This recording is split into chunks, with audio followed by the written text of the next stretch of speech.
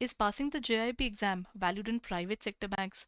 Public sector banks के तो बहुत सारे फायदे होते हैं, वहाँ पर उनको मॉनेटरी बेनिफिट्स भी हैं, नॉन मॉनेटरी भी हैं। लेकिन क्या प्राइवेट सेक्टर बैंक में इससे कोई फायदे होते हैं? चलिए let's break down this specific point as well.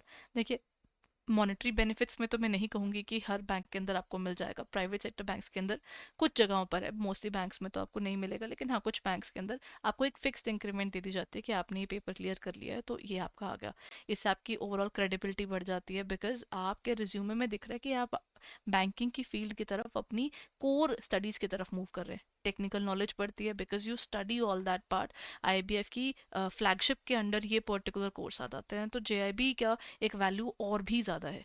और साथ ही साथ लेट्स अंडरस्टैंड ये आपके ट्रांसफर्स और प्रमोशंस के लिए मैंडेटरी नहीं है, but this is basically something that gives you career brownie points, because divined defined नहीं है, डिजायर्ड नहीं है, but when you are giving something जो आपको एक अपर हैंड देता है अब अमंग अदर्स, तो डेफिनेटली वो आपके लिए हेल्पफुल होता है। सो यस, ऐसा नहीं है कि इसके क्योंकि बेनिफिट्स दिख नहीं रहे तो वो एग्जिस्ट नहीं करते।